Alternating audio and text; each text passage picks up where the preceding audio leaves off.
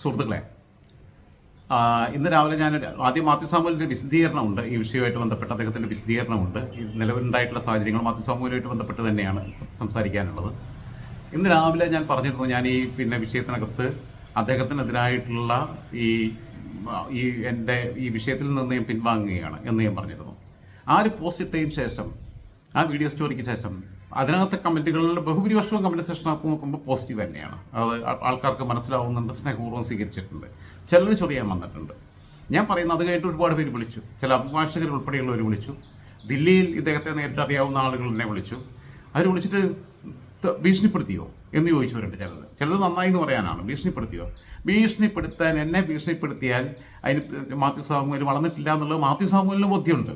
ഭീഷണിപ്പെടുത്തിയാൽ അത് കേട്ട് അടങ്ങി നിൽക്കുന്ന ഒരാളല്ല എന്ന് മാത്യു സാമുവലിന് നല്ല ബോധ്യമുണ്ട്. എനിക്കൊന്നും നോക്കാനില്ലാത്തതാണ്. വളരെ നിർഭയമായി അതിനേക്കാളും വലിയ ആൾക്കാരോട് ഫൈറ്റ് ചെയ്ത് തന്നെ വന്ന് പഠിക്കുന്ന കാലം തൊട്ട്. അപ്പോൾ അതുകൊണ്ട് തന്നെ ഭീഷണിപ്പെടുത്തി എന്നെ അങ്ങനെയെങ്ങാനും സമീപിച്ചിട്ടുണ്ടെങ്കിൽ 10 സ്റ്റോറി ഞാൻ വീണ്ടും ചെയ്യും. ഇപ്പോഴും ഞാൻ 2 വർഷമായിട്ട് ഈ ഫൈറ്റ് നടത്തുമ്പോൾ 2023 2023 തുടങ്ങിയതാണ്. അന്ന് ഞാൻ പിന്നെ അദ്ദേഹത്തിനെതിരെ വീഡിയോ സ്റ്റോറി കൺട്രോൾ ചെയ്തു. അത് ചെയ്തതിന് ശേഷം പിന്നീട് ഈ 1.5 മാസം മുമ്പ് ചെയ്തു. അപ്പോഴൊക്കെ എന്നെ പള്ളു പറഞ്ഞു നടന്ന ആൾക്കാർക്ക് ഇപ്പം ഒരാൾ വീണ്, അതായത് ഞാനിത്രേ ഉദ്ദേശിച്ചുള്ളൂ, അദ്ദേഹത്തിൻ്റെ തലയ്ക്ക് 2 കൊടുക്കുക എന്നുള്ളതാണ്. ഞാനത് കൊടുത്ത് വീഴ്ത്തി കഴിഞ്ഞപ്പം എല്ലാം അവന് വീണെടുക്കുന്ന ആളെ ഓടി വന്നിട്ട് ചവിട്ടി കൂട്ടുക, മുലക്കിടുക. അതൊരു വലിയ ആൾക്കൂട്ട ആക്രമണമാണ്. അതിനകത്ത് എനിക്ക് താല്പര്യമില്ല. ഒരാളെ ഇല്ലാതാക്കാനുള്ള ഉദ്ദേശത്തിനോട് എനിക്ക് ഒരു രീതിയിലും താല്പര്യമില്ല. പിന്നെ അതിൻ്റെ ബെനിഫിഷ്യറീസ് ആയിട്ട് ഇവിടുത്തെ ഈ തീവ്രവാദികൾ മാറുന്നതിനോടും എനിക്ക് അഭിപ്രായമില്ല. തീവ്രവാദികളുടെ കയ്യിലെ ടൂളാവാൻ ഞാൻ ഉദ്ദേശിക്കുന്നുമില്ല. നിങ്ങൾക്ക് വ്യക്തിപരമായ പ്രശ്നങ്ങളുണ്ടെങ്കിൽ എനിക്ക് ഞാൻ ഐഡിയോളജിക്കലായിട്ടുണ്ട്. എനിക്ക് പൈസയൊന്നും പുള്ളി തരാനില്ല. ഐഡിയോളജിക്കലായിട്ടുണ്ട്. പുള്ളിയുടെ അധാർമികമായ പ്രവർത്തനങ്ങളോടുള്ള വിയോജിപ്പുണ്ട്, ബാക്കിയുള്ള കാര്യങ്ങളോടുണ്ട്. അത്തരം വിയോജിപ്പുകൾ, ഈ വിവരങ്ങളെല്ലാം അറിഞ്ഞിട്ട് ഇപ്പം ദില്ലിയിൽ നിന്ന് തന്നെ വിളിച്ച ആൾക്കാർ ഉൾപ്പെടെ ഞാനവരോട് ചോദിച്ചത് തന്നെയാണ്. നിങ്ങൾക്ക് 10-30 വർഷമായിട്ട് ഇതൊക്കെ അറിഞ്ഞിട്ട് മാധ്യമരംഗത്തുള്ളവർ വരെയുണ്ട്. നിങ്ങളാരും എന്തുകൊണ്ട് ഇതുവരെ പ്രതികരിച്ചില്ല? അത് അദ്ദേഹത്തെ പേടിച്ചിട്ടായിരുന്നു. അദ്ദേഹത്തിൻ്റെ ഒരു ഫെയിം, അദ്ദേഹത്തിൻ്റെ പവർ, അദ്ദേഹത്തിനുള്ള ബന്ധങ്ങൾ. ഇപ്പോൾ മരട് അനീഷ് ഉൾപ്പെടെയുള്ള ഇവിടുത്തെ അറിയപ്പെടുന്ന ഗുണ്ടാ സംഘങ്ങളുമായിട്ട് വരെ അദ്ദേഹത്തിന് നല്ല സൗഹൃദമുണ്ട്. അപ്പോൾ എന്ത് വേണമെങ്കിലും ചെയ്യാൻ കഴിയും. പൈസയുണ്ട് ഇഷ്ടം പോലെ. അങ്ങനെയുള്ള ഒരാളോട് ഫൈറ്റ് ചെയ്യാൻ നിങ്ങൾക്ക് ധൈര്യം ഉണ്ടായിരുന്നില്ല. അതേസമയം അദ്ദേഹം വീണ് കിടക്കുമ്പോൾ ദുർബലനായ ഒരു മനുഷ്യനോട് ഫൈറ്റ് ചെയ്യാൻ പോകുന്നത് ഭീരുക്കളുടെ സ്വഭാവമാണ്. അതുകൊണ്ട് പറഞ്ഞാൽ ആ കൂട്ടത്തിൽ എനിക്ക് പെടാൻ താല്പര്യമില്ല എന്ന് ഞാൻ പറഞ്ഞത്. അത് മനസ്സിലാക്കണം. അല്ലാതെ അദ്ദേഹത്തെ എനിക്ക് ലോകത്ത് ഒരു കോപ്പനെയും പേടിയില്ല എന്നേ. പിന്നല്ലേ മാത്യു സാമുവലിനെ മേപ്പോട്ട് നോക്കി ആകാശം കീഴ്പോട്ട് നോക്കിയ ഭൂമി നേരി തന്നെയാണ് നിൽക്കുന്നത്. ഞാൻ എൻ്റെ തല പണയം വെക്കാറില്ല. എൻ്റെ കണ്ണുകൊണ്ട് കാണുന്ന കാര്യങ്ങൾ എൻ്റെ തല കൊണ്ട് ആലോചിച്ച് എൻ്റെ നാക്കുകൊണ്ട് ഞാൻ പറയുന്നു. അത് നിർഭയമായി തന്നെയാണ് പറയുന്നത്. അവസാന ശ്വാസം വരെയും അങ്ങനെ തന്നെ പോകാനാണ് തീരുമാനവും. അതെവിടെയും പണയം വെക്കാൻ ഉദ്ദേശിച്ചിട്ടില്ല. പക്ഷേ ഈ വിഷയത്തിൽ നിന്ന് ഞാൻ വിഡ്രോ ചെയ്യുന്നു എന്നാണ് പറഞ്ഞത്. കാരണം നിങ്ങൾ 100 പേര് ചേർന്നിട്ട് ഒരാളെ അടിച്ച് താഴത്തിട്ട് എല്ലാവരും കൂടെ ആഘോഷിക്കുന്നതിനിടയിൽ അതിൽ 101ാമത്തെ ആളാവാൻ എനിക്ക് താല്പര്യമില്ല. ഞാൻ ഒറ്റയ്ക്കാണുള്ളത് ചെയ്തത് ഇത്രയും കാലം. 2 വർഷം ഞാൻ ഒറ്റയ്ക്കാണുള്ളത് ടേക്കപ്പ് ചെയ്ത് ഇവിടെ എത്തിച്ചത്. ഇത്രയും കാര്യങ്ങൾ കളക്ട് ചെയ്ത്, ഇത്രയും ഡീറ്റെയിൽസ്. ചില അഭിഭാഷകർ വിളിച്ചിട്ട് നിങ്ങളടുത്ത് വീഡിയോ ഡൗൺലോഡ് ചെയ്ത് വെച്ചോണ്ടെങ്കിൽ വേണം എന്നൊക്കെ പറഞ്ഞു. ഞാനതിന് അതിന് കൊടുക്കാൻ നിൽക്കുന്നത്. ഞാനതിൽ നിന്ന് വിട്ടു എന്ന് പറഞ്ഞാൽ വിട്ടു. ഇപ്പോൾ അദ്ദേഹം ഇന്ന് കൊടുത്തിട്ടുള്ള വിശദീകരണം ഫേസ്ബുക്കിൽ അദ്ദേഹം കൊടുത്തിട്ടുള്ള വിശദീകരണം വായിച്ച് കേൾപ്പിക്കാം.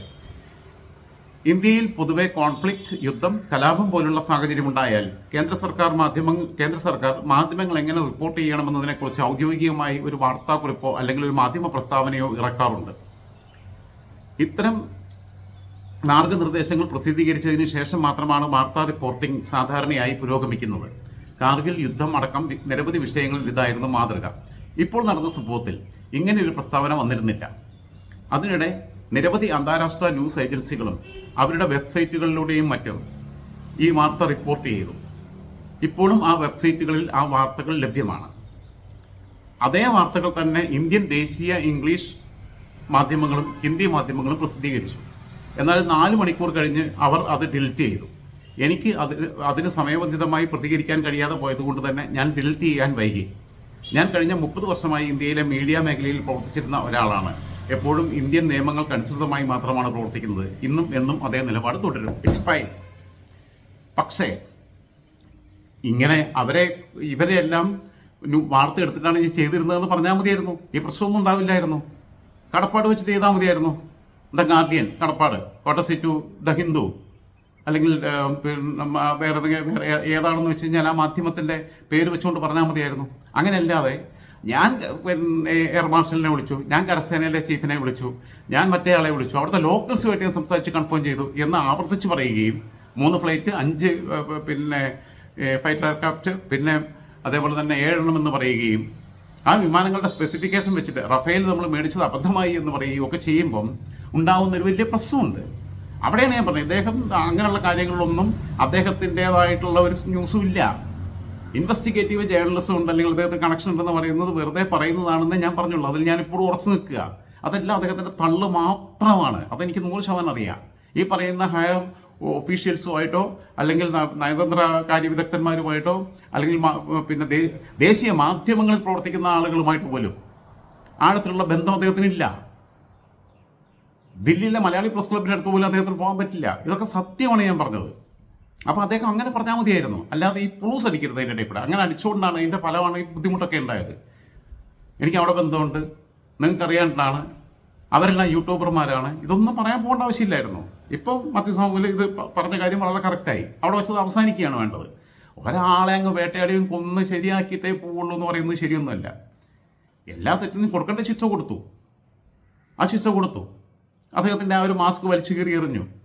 ഇയാൾ അത്ര വലിയ സംഭവമൊന്നുമല്ല. ഊതി വീർപ്പിച്ച ഒരു ബലൂൺ അറ്റത്ത് ഞാനൊരു മൊട്ട് സൂറ്റി കൊണ്ട് കുത്തി അതിൻ്റെ കാറ്റെല്ലാം പോയി കഴിഞ്ഞപ്പോൾ പിന്നെ ആ ബലൂൺ എടുത്ത് കത്തിച്ചിട്ടേ അടങ്ങുള്ളൂ എന്നുള്ള രീതിയിലാണെന്നുണ്ടെങ്കിൽ അതിന് എനിക്ക് താല്പര്യമില്ല. നിങ്ങൾ പഠിക്കാൻ നോക്ക്, നിങ്ങൾക്ക് ധൈര്യം ഉണ്ടെങ്കിൽ നിങ്ങളൊക്കെ ഫൈറ്റ് ചെയ്യേ. അതിനെന്തിനാ എന്നെ കൂട്ടുപിടിക്കുന്നത്? ഞാൻ പറഞ്ഞതാ, ഞാൻ കഴിഞ്ഞ സ്റ്റോറിക്കകത്ത് പറഞ്ഞു. അത് കഴിഞ്ഞിട്ട് എന്നെ വിളിച്ചിട്ട് നിങ്ങൾക്ക് ഭീഷണി വന്നോ? ഞാൻ നന്നായിട്ട് ഷാർപ്പായിട്ട് എന്നോട് വിളിച്ചവരോട് സംസാരിച്ചു.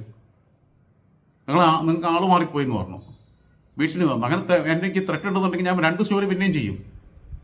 വേണ്ട, പുള്ളി എനിക്കെതിരെ ഒരു സ്റ്റോറി ചെയ്താൽ പോലും ഞാൻ 4 അപ്പെടുത്ത് ചെയ്യും. എൻ്റെ അടുത്ത് എല്ലാ സാധനങ്ങളുണ്ട്, മെറ്റീരിയൽസ് വേണം അവർക്ക്, സ്റ്റഫ്, എൻ്റെ അടുത്തുള്ള സ്റ്റഫെല്ലാം കിട്ടണം. എന്താന്ന് ഇവന്മാർക്കെന്നാ പോയിട്ടുണ്ടാക്കിയ പോലെ 10-30 വർഷമായിട്ട് ഇവർക്ക് അറിയാമെന്നൊക്കെ പറഞ്ഞിട്ട് ഇവരിപ്പോൾ എന്തിനാ ഇയാൾ വീണെടുക്കുമ്പോൾ ആക്രമിക്കാൻ പോകുന്നത്? അത് ഭീരുത്വത്തിൻ്റെ ലക്ഷണമാണ്. ഒരു മനുഷ്യൻ പ്രതാപിയായി നിൽക്കുമ്പോൾ, ശക്തനായിട്ട് നിൽക്കുമ്പോൾ അയാളെ എതിരിടാൻ പോകണം. അത് ഞാൻ 2 വർഷമായിട്ട് നടത്തി. ഞാനിത് വിൻ ചെയ്തു. അല്ലാതെ ഒരാൾ വീണെടുക്കുമ്പോൾ അതിൻ്റെ എല്ലാവരും കൂടി ചവിട്ടുന്ന കൂട്ടത്തിൽ ഞാനും ഒരു ചവിട്ട് കൂട്ടിയേക്കാം എന്ന് കരുതി പോകുന്നവരാണ് ഭീരുക്കൾ. അവരെയാണ് ഈ അപ്പോൾ കാണുന്നവനെ അപ്പാന്ന് വിളിക്കുന്ന സ്വഭാവം എന്ന് പറയുക. നിങ്ങൾക്ക് ധൈര്യം ഇല്ലാത്തതുകൊണ്ടാണ്, ഫൈറ്റ് ചെയ്യാൻ ധൈര്യമില്ല. വേറെ ആരെങ്കിലും ചിലവിൽ വേണം. രാജ് ജോസഫിന് അടുത്ത സാധനം കിട്ടിയിട്ട് അല്ലെങ്കിൽ രാജ് ജോസഫിനെ കൊണ്ട് പറയിപ്പിക്കണം എന്ന് പറഞ്ഞു കഴിഞ്ഞാൽ നിങ്ങളൊന്നും പറയുന്നത് കേട്ട് നിങ്ങൾക്ക് ഉള്ള ആഗ്രഹത്തിനനുസരിച്ച് സംസാരിക്കാൻ എൻ്റെ നാക്ക് വിലക്കി വെക്കാൻ വേണ്ടിയിട്ട് അല്ലെങ്കിൽ പണയം വെക്കാൻ വേണ്ടി ഞാൻ തീരുമാനിച്ചിട്ടില്ല. എൻ്റെ തലച്ചോറും പണയം വെക്കാൻ ഞാൻ തീരുമാനിച്ചിട്ടില്ല. എനിക്ക് തോന്നിയാൽ പറയും, ചിലപ്പോൾ ഞാൻ മിണ്ടാണ്ടിരിക്കും, ചിലപ്പോൾ എനിക്ക് മിണ്ടാന്ന് തോന്നിയാൽ വീണ്ടും പറഞ്ഞു തരും. അതൊക്കെ എൻ്റെ ഇഷ്ടമാണ്. സൗകര്യമുള്ളവർ കേട്ടാൽ മതി. ആരെയും തല്ലിപ്പിടിപ്പിച്ച് ഇവിടെ നിർത്തുന്നൊന്നുമില്ലല്ലോ, ആരെയും ഇവിടെ കെട്ടിയിട്ടിരിക്കുന്നല്ലോ. പിന്നെ എൻ്റെ പേഴ്സണാലിറ്റിയെ ചോദ്യം ചെയ്യാൻ വരുന്നത്. എനിക്ക് എൻ്റെ ബോധ്യങ്ങൾ എപ്പോൾ വേണമെങ്കിലും പറയാം. ആരെയും പേടിച്ചിട്ട് മിണ്ടാണ്ടിരിക്കില്ല, അല്ലെങ്കിൽ ആരെങ്കിലും സ്വാധീനിക്കാൻ ശ്രമിച്ചിട്ട് കൂടുതൽ മിണ്ടുമില്ല. പ്രകോപിപ്പിച്ച് പറയിപ്പിക്കാതെ കരുതി അത് നടക്കില്ല. ഈ വിളിച്ചവരെ എനിക്കൊന്ന് റെക്കോർഡ് ചെയ്ത് ശീലമില്ലാത്തതുകൊണ്ടാണ്. ഈ വിളിച്ചവരെയൊക്കെ സത്യം പറഞ്ഞാൽ റെക്കോർഡ് ചെയ്ത് കേൾപ്പിക്കേണ്ടതായിരുന്നു. ഇത്രയും കാലം അതോ മാളത്തിൽ ഒളിച്ചിരുന്നിട്ട് ഇപ്പം നമ്മൾ പറയാൻ തുടങ്ങിയിട്ട് അതിന് ഒരു ഫലം കണ്ടെത്തി കഴിഞ്ഞപ്പോൾ വീണ്ടും നമ്മളെ കൊണ്ട് തന്നെ പറയിപ്പിക്കുക. നമ്മൾ അതിൽ നിന്ന് ഫൈറ്റിലും നിൽക്കണം, അവർക്ക് വേണ്ട മെറ്റീരിയൽസ് നമ്മൾ കൊടുക്കണം, അവർക്ക് ഇയാളുടെ അന്ത്യം കണ്ടേ അടങ്ങുള്ളൂ എന്നുള്ള പറഞ്ഞാൽ എനിക്ക് അങ്ങനെ ഒരു ഉദ്ദേശമില്ലാന്നേ. പുള്ളി ഇപ്പോൾ ഇംഗ്ലീഷ് ചാനൽ നടത്തുന്നുണ്ട്, തമിഴിലെ ചാനലുണ്ട് പുള്ളിക്ക്, തമിഴിൽ അവതരിപ്പിക്കുന്നുണ്ട്, ഇംഗ്ലീഷിൽ അവതരിപ്പിക്കുന്നുണ്ട്. Let him rectify and live. എല്ലാവർക്കും ഒരു ജീവിതമല്ലേ ഉള്ളൂ. ഒരാൾക്ക് 1.5 ജീവിതം, ഒരാൾക്ക് 1/2 ജീവിതം ഒന്നും അല്ലല്ലോ ഉള്ളത്. എല്ലാവർക്കും ഒരു ജീവിതമല്ലേ ഉള്ളൂ. പറയാനുള്ളത് പറഞ്ഞു, ഷാർപ്പായിട്ട് പറയേണ്ട കാര്യങ്ങളെല്ലാം പറഞ്ഞതിൽ ഒരക്ഷരം പോലും എഡിറ്റ് ചെയ്ത് കുറയ്ക്കാനില്ല. എനിക്ക് ഒന്നും അതിനോട് ഇനി കൂട്ടിച്ചേർക്കാൻ ഞാൻ ഉദ്ദേശിക്കുന്നില്ല എന്നേ ഉള്ളൂ. അത് ഞാൻ പറഞ്ഞല്ലോ. വീണ് കിടക്കുന്ന ഒരാളെ ചവിട്ടിക്കൂട്ടിയ ശീലം എനിക്കില്ല. അതെൻ്റെ ജീവിതത്തിൽ ഒരിക്കലും ഞാൻ ചെയ്തിട്ടില്ല. ശരിയെന്നാ, ഓക്കെ. എൻ്റെ ഐഡൻറ്റിറ്റി ചോദ്യം ചെയ്യാൻ ഒരുത്തനും കൊണ്ട് വരണ്ട. കമൻറ്റിൽ ആരെങ്കിലും കിടന്ന് കുണച്ചോട്ടെ, അതെനിക്ക് പ്രശ്നമൊന്നുമല്ല. കമൻറ്റിൽ അതിനൊന്നും മറുപടി കൊടുക്കാൻ ഞാൻ പോകുന്നില്ല. അവന്മാർക്കൊന്നും ഞാൻ എന്തായാലും അവന്മാരെയൊന്നും ഇതിൽ പോയിട്ട് കമൻറ്റ് എഴുതാൻ പോകുന്നില്ല. പിന്നെ ഇവർക്ക് മറുപടി കൊടുത്ത് എന്തിനാണ് വലുതാക്കുന്നത്? ബഹുഭൂരിപക്ഷം സഹോദരങ്ങളും ഞാൻ എടുത്ത സ്റ്റാൻഡിനെ കഴിഞ്ഞ വീഡിയോ സ്റ്റോറിക്കകത്ത് ഞാൻ പറഞ്ഞ നിലപാടുകളെ അംഗീകരിക്കുക ചെയ്തിട്ടുള്ളത്. അത് മതി. വിവരമില്ലാത്ത 100 പേര് എൻ്റെ സബ്സ്ക്രൈബേഴ്സ് ആയിട്ടിരിക്കുന്നതിനേക്കാളും നല്ലത് ബോധവും വിവരമുള്ള 10 പേരുണ്ടായാൽ മതി. അതിൽ ഞാൻ സാറ്റിസ്ഫൈഡാ. എന്നെ സംബന്ധിച്ചിടത്തോളം യൂട്യൂബിൽ നിന്ന് കുറേ വരുമാനം ഉണ്ടാക്കുന്നുള്ളതല്ല. അങ്ങനെയാണെന്നുണ്ടെങ്കിൽ ഞാൻ കണ്ടിന്യൂസ് ആയിട്ട് സ്റ്റോറി ചെയ്യില്ലേ. ചിലപ്പോൾ 2-3 മാസം ഒരു ഡിപ്രഷൻ ഉണ്ടായിക്കഴിഞ്ഞാൽ ഞാൻ ഒന്നും ചെയ്യാതിരിക്കാറില്ലേ. സ്ഥിരമായിട്ട് ചെയ്യാൻ പറഞ്ഞെന്ന് ഒരുപാട് പേര് പറഞ്ഞു. ദിവസം 2 കണ്ടന്റ് വെച്ചെങ്കിലും ഇടാൻ ഞാൻ പരമാവധി I will try my best എന്നാണ് ഞാൻ പറഞ്ഞത്. എനിക്കറിയില്ല എപ്പോഴായിരിക്കും എൻ്റെ മനസ്സിൻ്റെ കയ്യിൽ നിന്ന് പോകുക എന്നുള്ളത്. കൺസിസ്റ്റൻ്റ് അല്ല. ചെയ്യുന്ന സമയത്ത് ആത്മാർത്ഥമായിട്ട് തന്നെ ചെയ്യാറുള്ളത്. എൻ്റെ നീതിബോധത്തിനനുസരിച്ച് എനിക്ക് ശരിയെന്ന് തോന്നുന്ന കാര്യം എൻ്റെ ശരി നിങ്ങൾക്ക് ശരിയായിക്കൊള്ളുന്നില്ല, നിങ്ങളുടെ ശരി എനിക്ക് ശരിയായിക്കൊള്ളുന്നില്ല. അത് നമ്മൾ കാര്യങ്ങളെ കാണുന്ന ഒരു കാഴ്ചപ്പാടിനനുസരിച്ചാണ്. ഞാൻ കാണുന്ന രീതിയിലായിക്കൊള്ളുന്നില്ല നിങ്ങൾ കാണുന്നത്. ആലോചിച്ച് നോക്കൂ. ഞാൻ കഴിഞ്ഞ ദിവസം ചാനലിൻ്റെ ചർച്ചയ്ക്കകത്ത് പറഞ്ഞ പോലെ നമ്മളൊരു പട്ടിയെ കണ്ടു കഴിഞ്ഞാൽ അതിൻ്റെ ഓമനത്വം നോക്കും. പട്ടിയോട് ഇഷ്ടമുള്ളവരാണെങ്കിൽ ഓമനത്വം നോക്കുക. അതേസമയം ഒരു വിയറ്റ്നാംകാരൻ ഒരു പട്ടിയെ കണ്ടു കഴിഞ്ഞാൽ ഇത് എത്ര കിലോ കാണുമെന്ന് നോക്കുക. കാരണം അവൻ പട്ടിയിറച്ചി കഴിക്കുന്നവനാണ്. അവൻ്റെ വായിൽ വെള്ളം വരും. നമുക്ക് അതിനൊന്ന് ഓമനിക്കാനാണ് തോന്നുന്നത്.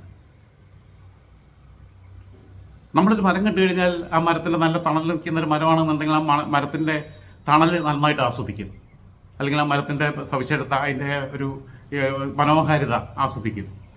അതേസമയം ഒരു മരക്കച്ചവടക്കാരൻ മരം കണ്ടു കഴിഞ്ഞാൽ അവൻ ഇങ്ങനെ കണക്കൂട്ടി നോക്കും. ഇത് ഇത്ര അടി ഹൈറ്റ്, അല്ലെങ്കിൽ ഇത്ര മീറ്റർ ഹൈറ്റ്, ഇത്ര ചുറ്റളവ്, ഇത്ര ക്യൂബിക് മീറ്റർ തടി കാണും, ഇത്ര കാതൽ കിട്ടും, ഇത്ര ലക്ഷം രൂപയുടെ മുതലുണ്ട് എന്നുള്ളതാണ് കണക്കൂട്ടുക. അതാ ഞാൻ പറഞ്ഞത്. കാഴ്ചയും നോട്ടവും തമ്മിൽ വ്യത്യാസമുണ്ട്. നോട്ടം എന്ന് പറഞ്ഞാൽ പർപ്പസ്ഫുള്ളി ഉള്ളതാണ്. കാഴ്ച എന്ന് പറഞ്ഞാൽ കണ്ണിൽപ്പെടുന്നതാണ്. നോട്ടം വരുമ്പം നമ്മൾ മനോഹാരിത ആസ്വദിക്കുന്നു. മറ്റവൻ പട്ടിയിറച്ചിയുടെ അവൻ്റെ വായിൽ അതിൻ്റെ രുചി വരുന്നു. അല്ലെങ്കിൽ കച്ചവടക്കാരന് മരത്തിൻ്റെ അതിൻ്റെ മൂല്യത്തെക്കുറിച്ച്, വാല്യൂവിനെ കുറിച്ച് ചിന്തിക്കുന്നു. ഇതാണ് നമ്മളെ സംബന്ധിച്ചുള്ള അതിൻ്റെ വാല്യൂ. അത് തരുന്ന തണലാണ്, അല്ലെങ്കിൽ അത് ഫലവൃക്ഷമാണെങ്കിൽ അതിൽ വരുന്ന ഫ്രൂട്ട്സാണ്. ഇതാണ് വ്യത്യാസം. അപ്പോൾ ആ വ്യത്യാസത്തിൽ ഈ കാര്യങ്ങളെ മനസ്സിലാക്കിയെടുക്കുക. പോസിറ്റീവ് സെൻസിൽ എടുക്കാൻ പറ്റുന്നവരെടുക്കുക. നിങ്ങൾക്ക് ബോധപൂർവം കാര്യങ്ങൾ മനസ്സിലാക്കണം എന്ന് ആഗ്രഹിക്കുക എന്നല്ലാതെ നിങ്ങൾക്ക് ബോധം ഉണ്ടാക്കി തരുന്ന പണി എനിക്ക് ചെയ്യാൻ പറ്റില്ല. അത് ഞാൻ ഹെൽപ്ലെസ് ആണ്. ക്ഷമിക്കണം കേട്ടോ. കൂടെ നിൽക്കാൻ പറ്റുന്നവർ നിൽക്കുക, അല്ലാത്തൊരു പോവുക. ഈ സ്റ്റാൻഡ് നിങ്ങൾക്ക് പറ്റിയതല്ല.